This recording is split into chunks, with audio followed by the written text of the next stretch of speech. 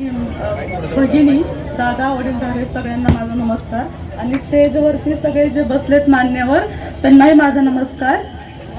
मी गिरगावकर साहेबांची पत्नी आहे आणि तुम्ही आता म्हणजे जसं की ऊस शेतकरी हे एक म्हणजे चिन्ह आहे, त्याच्यावर तुम्हाला मतदान करायचं आहे आणि भरघोस मताने विजय करून द्यायचा आहे. माझी ही तुम्हाला खूप कळकळीची विनंती आहे की कारण गिरगावकर साहेब हे खूप जास्त अनुभवी आहेत इथं म्हणजे ह्या मंत्रालयात काम केल्यामुळे, तर त्या लेडीजला वगैरे आणि सगळ्यांना खूप जास्त फायदा होईल त्याचा. आणि हॉस्पिटल, स्कूल म्हणजे शाळा या सगळ्या जर आपल्याला चांगल्या बनवायच्या असतील आणि आपले मुलं इथेच जिल्ह्यामध्ये देगलूर जिल्हा करण्याचं पण त्यांचं स्वप्न आहे, पण ते सगळं आहे. आता तुम्ही जर मतदान केलं, एक क्लिक करायचं बटन, ऊस शेतकरी आणि साहेबांचा फोटो असेल ते बटन दाबायचं आणि साहेबांना मतदान करायचं. ही माझी कळकळीची विनंती आहे कारण की आता जर MIDC मध्ये आता साहेबांनी मंजूर करून आणली आहे, तर त्याच्यामध्ये तुम्ही सगळे ज्यांना पण इच्छुक आहेत, छोटे कारखाने, दुकान वगैरे काही शॉप वगैरे तुम्हाला जे धंदा करायचा किंवा बिझनेस करायचा तुम्ही तिथे करू शकता.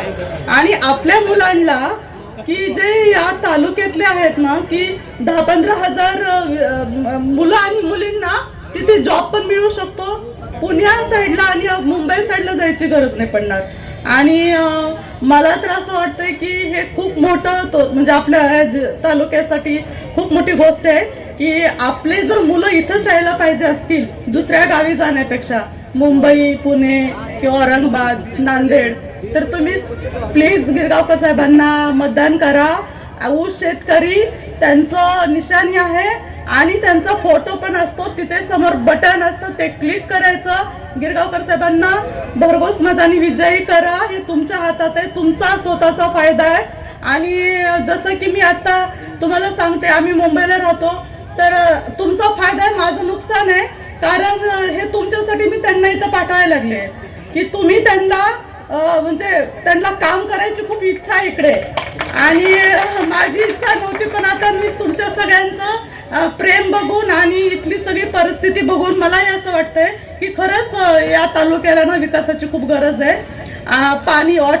पाणी पुरवठा खात्यामध्ये असल्यामुळे त्यांना ना पाण्याचं साठवण कशी करायची, पाऊस पडला की पाणी सगळं वाहून जातं शेतामध्ये, तर पाणी काय राहतच नाही. मग त्याच्यासाठी शेततळे वगैरे साहेबांनी असे खूप कामं योजना राबवल्या आहेत. त्याच्यामुळे साहेबांना खूप जास्त अनुभव आहे आणि तुमच्यासाठी ना की म्हणजे एक खूप मोठी संधी आहे. आणि प्रत्येक लेडीजनी 10 एका हाताला 10 अशा जर जोडत गेले एक करत, तर सगळ्या बायकांनी प्लीज घरी गेल्यावर सगळ्या बायकांना जोडा तुमच्याशी.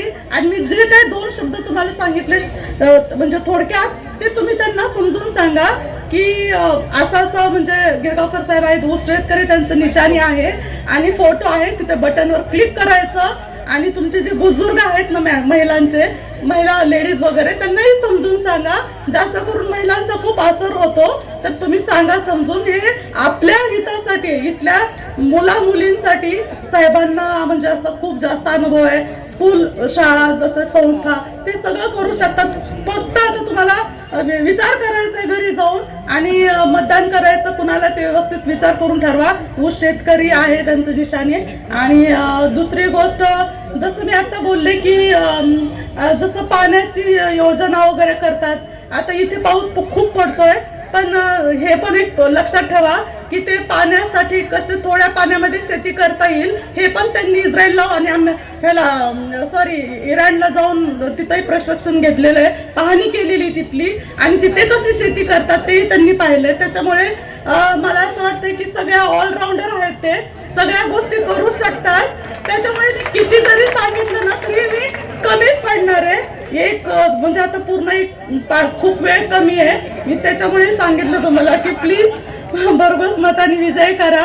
आणि माझं तर मित्री तर राहत नाही, पण तुमच्या भल्यासाठी चांगली गोष्ट आहे. मी पण येईल नंतर राहिला तर तुम्ही मतदान केलं तर. मला पण यायचंय, गाव आवडतं मला खूप, मी पण गावातलीच आहे.